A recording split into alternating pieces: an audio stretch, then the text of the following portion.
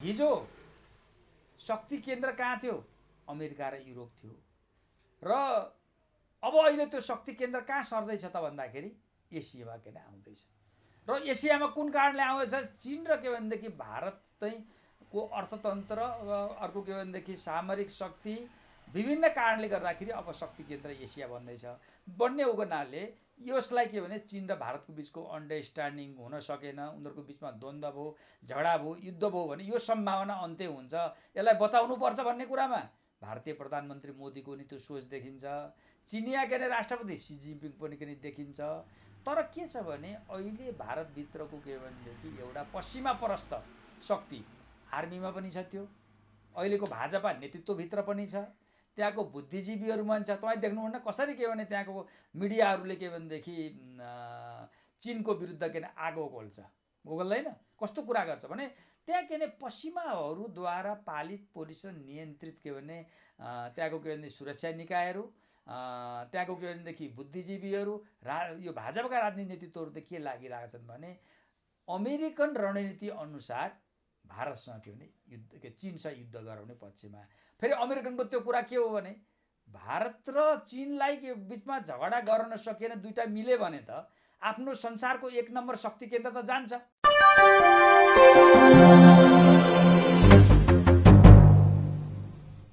राजनीतिक विश्लेषक वर्णबहादुर कार्की सरलाई हाम्रो च्यानलमा स्वागत छ। धन्यवाद। अब यो भारत चीनको तनावको विषयलाई नै सुरुमा उठाउँछु हैन, जो लद्दाखमा जो तनाव देखिरहेको छ नि, अब यो तनावले चाहिँ यो भारत चीन बीचमा युद्ध नटर्ने सङ्केत हो, यो के देख्नुहुन्छ तपाईँले? अब यो भारत र चीनको बीचको विवादको रूपमा रहेको जुन लद्दाख भयो, त्यसपछि अक्साई चीन, यो चाहिँ के भने यो अहिलेको के भने विवाद के भने होइन। यो विवाद के भनेदेखि 1962 को युद्ध पनि यही कारणले भारत र चीनको बिचमा युद्ध भएको थियो। यो विवादको सुरुवात चाहिँ कहिलेको भएको हो भने त्यो 1900 के भनेदेखि 56 मा यो विवादको लागि लिएर जुन के भने नेहरूले पठाएको के भने जुन पत्रचारमा चाहिँ अहिले जुन चीनको नियन्त्रणभित्र रहेको जो अक्साई चीन छ नि, त्यसको भूभागलाई पनि के भने आफ्नो भन्ने किसिमको दाबी नेहरूको पत्रमा उल्लेख भएको थियो।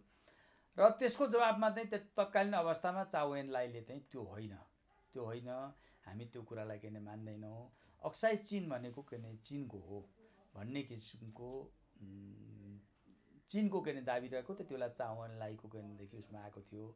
र भारतको भनाइ चाहिँ के भने यो चाहिँ पहिला के भने म्याकमोहन लाइन, एकदम म्याकमोहन भन्नेले जसले के भनेदेखि त्यो सिमानाको के भने को नाप जाँच गरेको थियो, उनले के भने लगाएको लाइनको आधारमा भन्ने कुरा आयो। तर चीनले त्यसलाई के भने मान्ने, किनभने फेरि म्याकमोहनले पनि के भने यो हामीले यो जुन नक्सा जुन हामीले तयार गरेको छ कुनै के भने स्केलको आधारमा तयार गरेको होइन, एउटा अनुमानित रूपमा के भने गरेको हो भनेपछि आखिरी त्यो के भने चीन र अथवा तिब्बत र यो के भने भारतको के भनेदेखि सिमाना कहाँ हो भन्ने कुरो त के भने ऐतिहासिक के भनेदेखि दस्तावेजहरूको आधारमा त्यसको फेरि पुनः जाँचबुझ गरेर एउटा के भने तय गर्नुपर्ने विषय के भने थियो। र यो विषय चाहिँ के भने यो निरन्तर रूपमा के भने उठिरहेको छ। र अझ कति बेला हुन्छ भने जस्तो के भने कहिलेकाहीँ यो विवाद भारतीयहरू शासकहरूलाई के भने पश्चिमाहरूले के भनेदेखि अलिकति उकासेर पनि यो विवादलाई चर्काउने गरेको पाइन्छ। अर्कोतिर के भने भारतभित्र पनि एउटा भारतीय राजनीतिभित्र पनि यदि के भने त्यहाँभित्रको एउटा चीन विरोधी सेन्टिमेन्ट भारतीय जनतामा सिर्जना गरेर आफ्नो राजनीति संरक्षण गर्ने अथवा आफ्नो गिर्दो राजनीतिलाई बचाउने यस्तो किसिमको लागि पनि त्यसलाई बनौटी रूपमा पनि के भने त्यसलाई के भने सिर्जना के भने गर्न के भने खडा गर्ने गरिएको छ।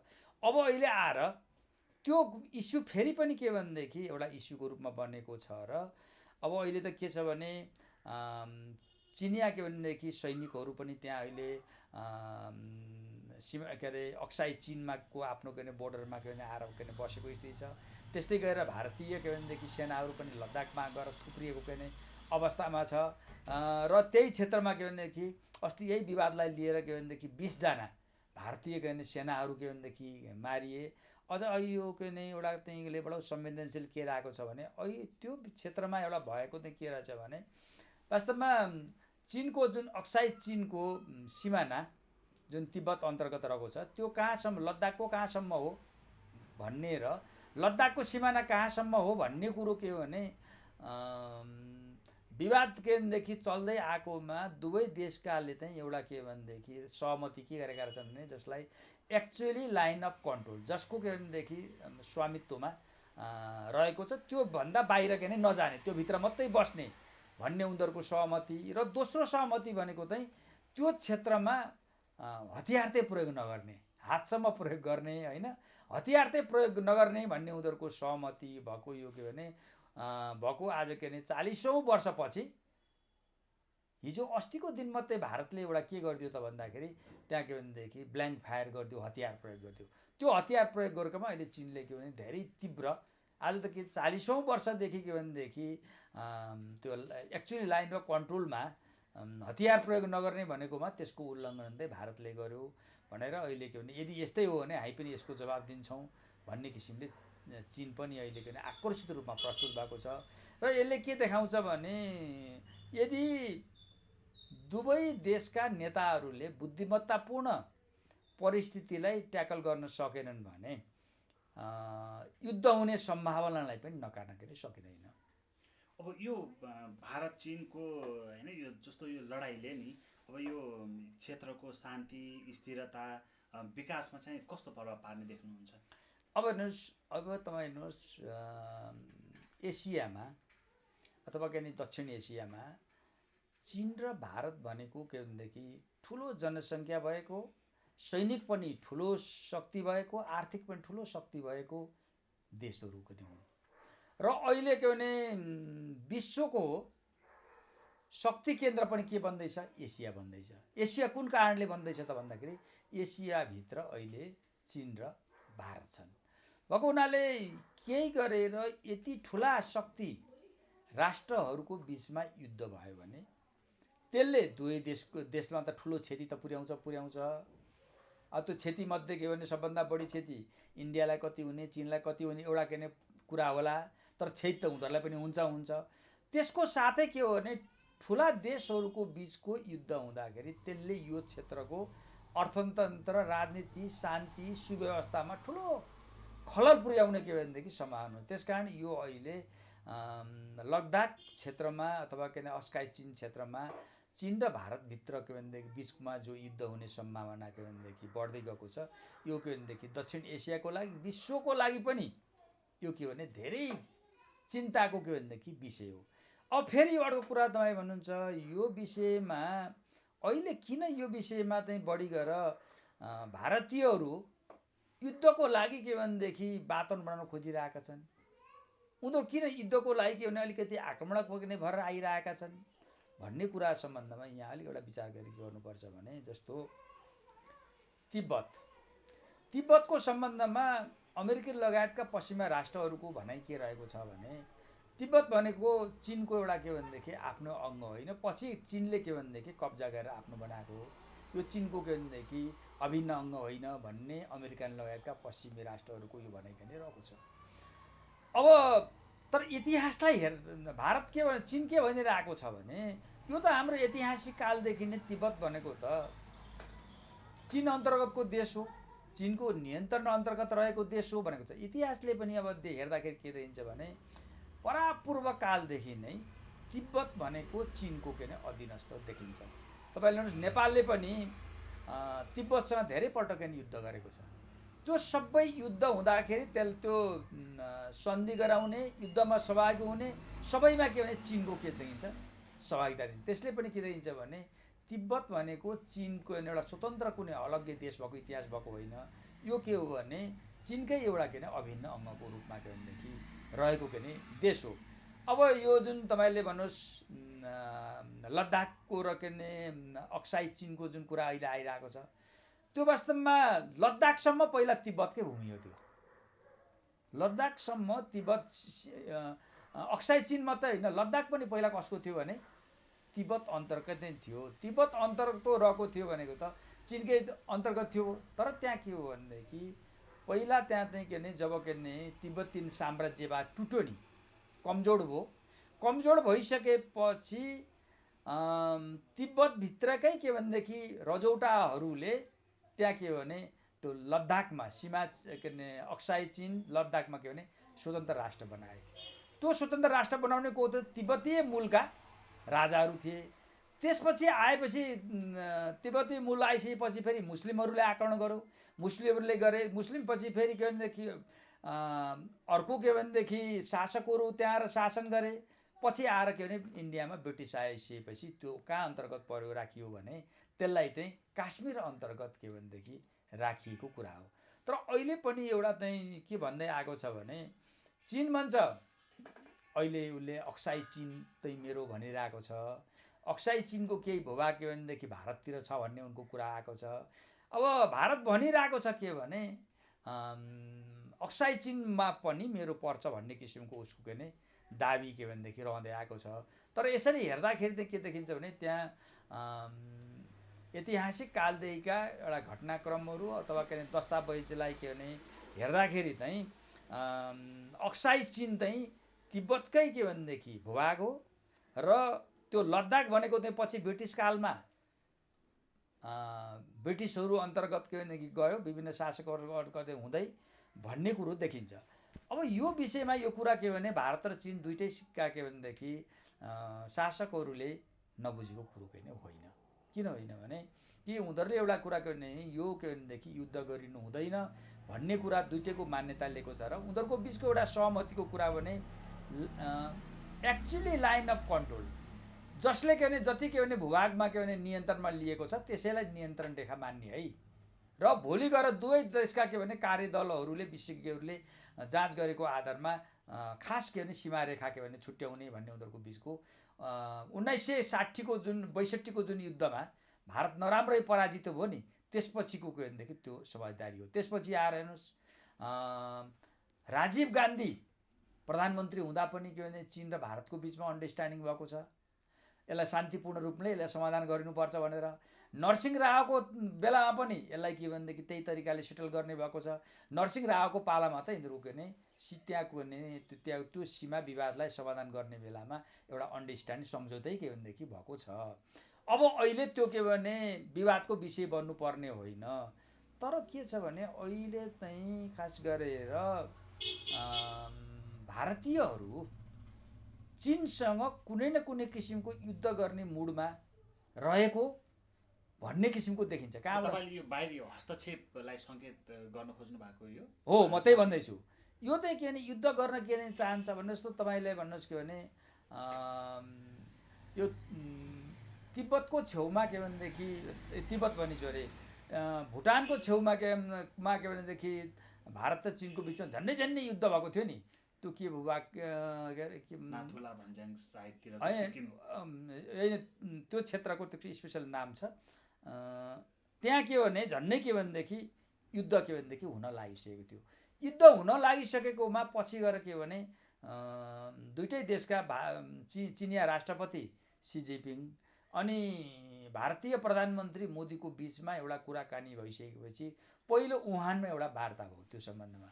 त्यसपछि वुहानमा वार्ता भएपछि भारतीय प्रधानमन्त्री र चिनिया राष्ट्रपतिको बिचमा त्यसलाई युद्ध हुन नदिने, त्यसलाई के रोक्ने, शान्तिपूर्ण रूपमा त्यसको समाधान गर्ने दोक्लाम भनिन्छ हो समाधान गर्ने भन्ने किसिमको कुरो हो। त्यसपछि नेपाल आउनुभन्दा अगाडि जुन चिनिया राष्ट्रपति सी जिनपिङको भारत भ्रमण भएको छ नि यो के भनेदेखि भारतको के भनेदेखि दक्षिणी क्षेत्रमा मोलामपुर के भन्ने ठाउँ भन्छ त्यहाँ पनि उनीहरूको बिचमा के भने अन्डरस्ट्यान्डिङ भएको थियो कि युद्ध गर्नु हुँदैन। यो भन्नुको अर्थ के हो भने अहिले के हो भने हिजो शक्ति केन्द्र कहाँ थियो?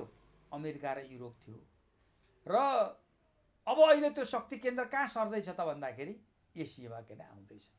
र एसियामा कुन कारणले आउँदैछ? चीन र के भनेदेखि भारत चाहिँ को अर्थतन्त्र अर्को के भनेदेखि सामरिक शक्ति विभिन्न कारणले गर्दाखेरि अब शक्ति केन्द्र एसिया बन्ने हुनाले यसलाई के भने चीन र भारतको बिचको अन्डरस्ट्यान्डिङ हुन सकेन, उनीहरूको बिचमा द्वन्द्व भयो, झगडा भयो, युद्ध भयो भने यो सम्भावना अन्त्य हुन्छ, यसलाई बचाउनु पर्छ भन्ने कुरामा भारतीय प्रधानमन्त्री मोदीको नि त्यो सोच देखिन्छ, चिनिया के अरे राष्ट्रपति सी जिनपिङ पनि के देखिन्छ। तर के छ भने अहिले भारतभित्रको के भनेदेखि एउटा पश्चिमापरस्त शक्ति आर्मीमा पनि छ, त्यो अहिलेको भाजपा नेतृत्वभित्र पनि छ, त्यहाँको बुद्धिजीवीहरूमा छ। तपाईँ देख्नुहुन्न कसरी के भने त्यहाँको मिडियाहरूले के भनेदेखि चिनको विरुद्ध के भने आगो खोल्छ, ओगल्दैन, कस्तो कुरा गर्छ भने त्यहाँ के भने पश्चिमाहरूद्वारा पालित पुलिस नियन्त्रित के भने त्यहाँको के भने सुरक्षा निकायहरू, त्यहाँको के भनेदेखि बुद्धिजीवीहरू यो भाजपाका राजनीतिक नेतृत्वहरू त के लागिरहेका छन् भने अमेरिकन रणनीति अनुसार भारतसँग के भने युद्ध के चिनसँग युद्ध गराउने पक्षमा। फेरि अमेरिकनको त्यो कुरा के हो भने भारत र चिनलाई के बिचमा झगडा गर्न सकिएन, दुईटा मिले भने त आफ्नो संसारको एक नम्बर शक्ति केन्द्र त जान्छ। त्यो कहाँ आउँछ तपाईँ? एसीमा आउँछ। त्यस कारण ऊ के भने अमेरिकनहरू के जस्तो इन्डो पेसिफिक स्ट्राटेजी आएको छ नि, त्यसले गर्दा एमसिसी यो सबै यसै रणनीति अन्तर्गत। त्यो भनेको के हो भने यो क्षेत्रमा भारत र चिनलाई द्वन्द्व गराउने, उनीहरूलाई के भने मिल्न नदिने, यो क्षेत्रमा के भने आफ्नो के भने अखाडा के भने बनाउने र एसियालाई के भनेदेखि एउटा शक्ति केन्द्र बन्न नदिने भन्ने रणनीति अन्तर्गत अमेरिकनहरू आएको छ। उनीहरूले नै प्रयोग गरेर अहिले तपाईँ देख्नुहुन्छ एकातिर देशको प्रधानमन्त्री भन्ने समझदारीको कुरा गर्छ, लगेर सेना लगेर के गर्छ त्यहाँ के भनेदेखि जस्तो दोकलाममा पनि भारतीय सेनाको के भनेदेखि जो प्रस्तुतिले गर्दाखेरि त्यहाँ के भने झन्डै युद्ध भएको स्थिति थियो। त्यस्तै गरेर अहिले तपाईँ यो लद्दाख क्षेत्रमा हेर्नुहोस्, अस्ति के भनेदेखि त्यहाँ जो 20 जना भारतीय सेनाहरू मारिए, त्यो भारतीय सेनाहरू के भने मारिएकोमा एक्चुअली लाइन अफ कन्ट्रोल जुन के भने चिन र भारतको बिचमा थियो नि, लद्दाख र के भने अक्साई चिन बिचमा, त्यसमा चाहिँ के भनेदेखि त्यो रेखा चाहिँ क्रस गरेर जाने को थियो त भारतीयहरू थिए, चिनले क्रस गरेको होइन नि। त्यो कुरो त मोदीले भने नि त हाम्रो के भने के अरे चिनियाहरू हाम्रो के भने भूभागमा आएका छैनन् उनले भने, त्यत्रो विवादको विषय न्याय बनाऊ। तर त्यो के हो त भन्दाखेरि जब के भनेदेखि त्यो सहमति अनुसार एक्चुअली लाइन अफ कन्ट्रोललाई के भने क्रस गरेर भारतीय सेनाहरू के भनेदेखि चिनिया भूभागमा गइदिएपछि त्यहाँ के भने हतियार होइन, त्यसपछि अन्य के भनेदेखि हातदेखि लिएर अन्य के भनेदेखि ढुङ्गा मुढा प्रयोग गरेर त्यहाँ 20 जनाको मान्छे के भने गयो। अस्ति पनि एकजना मान्छे के भने त्यहाँ मऱ्यो। त्यहाँ के देखिरहेछ भने कि चिनलाई घोचिरहने, उसलाई के भने आक्रमण गर्नको लागि बाध्य बनाउने त्यो किसिमको रणनीतिमा के भनेदेखि अहिले भारतीयहरू देखिन्छ। त्यसमा सबभन्दा आर्मी फ्रन्ट लाइनमा छ, त्यहाँका के भने भाजपाका केही पश्चिमाप्रस्थ राजनीतिकहरू पनि के छन्। हुँदाखेरि के भने यो युद्ध चप्काउने चाहिँ भारतीय हितको लागि होइन, त्यो के भने अमेरिकन स्वार्थ अनुसार युद्ध के भनेदेखि गराउँ। जस्तो तपाईँले एउटा के भनिन्छ भने 1962 जुन युद्ध भयो त्यो युद्ध पनि के भने नेहरूको के भने युद्ध गर्ने चाहना के भने थिएन, समझदारीबाटै त्यो के भने समस्याको शान्तिपूर्ण समाधान गर्ने थियो। तर के हो भने त्यहाँको के भनेदेखि भारतीय जो सेना जो पहिला ब्रिटिसहरूद्वारा नियन्त्रित थियो, ब्रिटिसहरूद्वारा प्रभावित थियो, पश्चिमाद्वारा प्रभावित थियो, त्यसले नै त्यहाँ के हो त भनेदेखि युद्धको के भनेदेखि पृष्ठभूमि बनाएको भन्ने के भने राजनीतिक विश्लेषकहरू त्यहाँको के भने जानकार मान्छेहरू के भने बताउँछन्। अब अहिले तपाईँ हेर्नुहोस् देख्नुहुन्छ कि अहिले युद्धको लागि चिन के भने यो युद्ध नहोस् भन्ने चाहना देखिन्छ, भारतीयहरू के हो भनेदेखि कुनै युद्ध होस् भन्ने के चाहना देखिन्छ होइन। जस्तो तपाईँलाई भन्नुहोस् अहिले चाहिँ जस्तो यिनीहरूको बिचमा करिब युद्ध हुने स्थितिमा पुग्दाखेरि रुसको मध्यस्थता पनि वार्ता भयो नि त। तर त्यो वार्तालाई पनि के भाड्ने काममा अहिले के भने इन्डियाभित्रैबाट भारतभित्रैबाट के भइरहेको छ। तर यसको एकछिनमा हामीले युद्ध भयो। अब कति के भनेदेखि सोच हेर्नुहोस् न, युद्ध भयो, युद्ध यदि भयो भने त्यसको सबभन्दा बढी के भनेदेखि आर्थिक क्षति, अर्को के भनेदेखि सैनिक क्षति, राजनीतिक क्षति, सबै क्षति के भने भारतले सबभन्दा बेहोर्नु। यसको मतलब चिनले नै बेहोर्नु पर्छ बेहोर्नु पर्दैन भने चिनले नै बेहोर्छ, तर सबभन्दा बढी नोक्सानी भारतलाई हुन्छ।